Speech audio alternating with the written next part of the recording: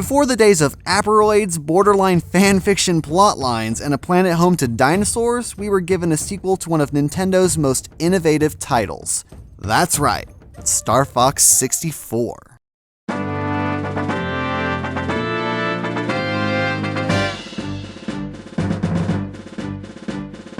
Now, some would call it a good game, maybe even a great game.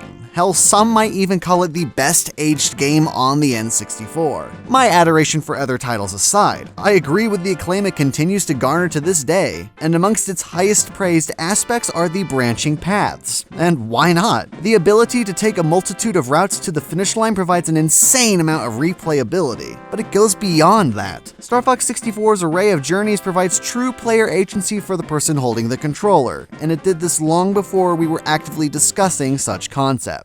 Star Fox 64 places you into the gung-ho, high-flying paws of Fox McCloud, the anthropomorphic leader of the aptly titled Star Fox crew. At the outset of the story, they answer General Pepper's rallying cry, vowing to protect Corneria and hunt down the evil Andross, a scientist who was not only banished for his harmful experiments, but is ultimately responsible for the death of Fox's father, James. Taking control of Fox, you set out from Corneria towards Venom to finally rid the Lilat system of a persistent and deadly poison. From the start, you only have 2 available options for progression, but the game quickly opens up the further in you go. In total, there are at least 25 unique experiences you can have depending on how you progress. While this is amazing in premise, the way it all hinges on the player's capacity to make meaningful decisions elevates it beyond simple replayability. For example, instead of traveling from A to B with no deviation in how we get to and from those endpoints, we start at A, but depending on how we interact with a specific moment,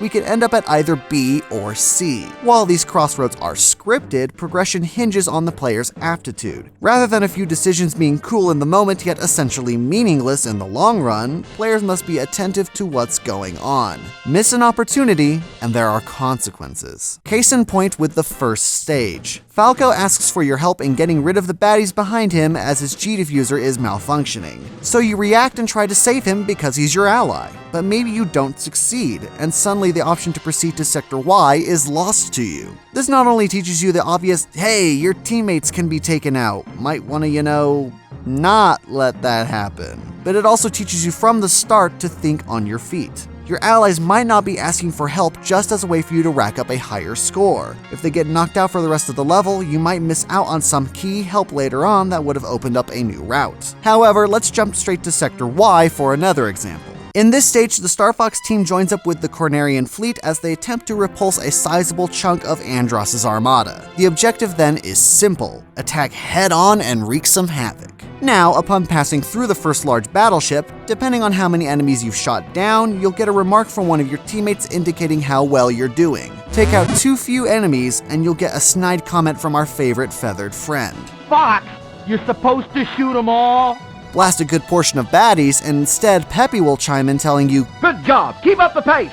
Now this might seem like simple filler, and in part it is, but it goes a bit further. Either one of these comments is another scripted moment designed to provoke you into action. Believe it or not, depending on how you react and subsequently do for the rest of the level, you won't continue down the left-hand side of the galaxy map. Anyway, continuing onward throughout the level, you're destroying foes left and right before you hit a point where the path splits. Turns out, one path isn't better than the other, nor does either one change anything about how you progress to the next stage. However, it's another set of dialogue that clues you in further to how to potentially change your path forward. Soon after passing through where the level splits, Fox will declare, "We're gonna break through that fleet," only for one of his teammates to respond. If you've got less than 90 points in your account at this stage, Falco will again deride you for not doing enough. Is that the best you can do? And if you've passed 90 points, Peppy will again step in to inspire you forward. You're becoming a better pilot.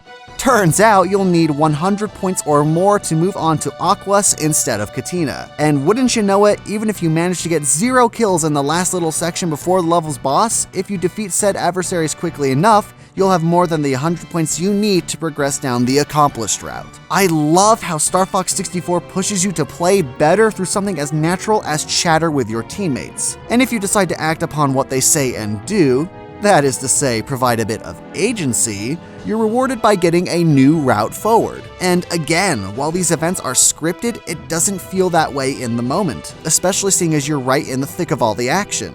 Something plays out naturally, you respond to it, and the result is equally logical. Star Fox 64 could have easily had you progress linearly from point A to point B for the entirety of the game, but they wanted to place more power in the hands of the player. Instead, the story plays out in a reasonable way that beckons you to take part, forcing you to take action if you want to see new sides to it. Sure, if you either decide to be a bystander to or simply don't succeed where it counts, you'll find yourself taking the right-hand side of the galaxy map all the way to Venom. And that's perfectly fine, but there's so much more to see. And the desire to explore and player agency are two sides of the same coin when it comes to Star Fox 64. With all that said, it all comes back to those decisive 20 seconds or so where Falco asks for your help. First-timers will more than likely lose him on Corneria. Hell, veteran players might still slip up and have to head towards the asteroid belt instead. Luckily, we're human beings and can pick up on simple patterns and observations. So when you play through the whole game and have missed out on 2/3 of the map,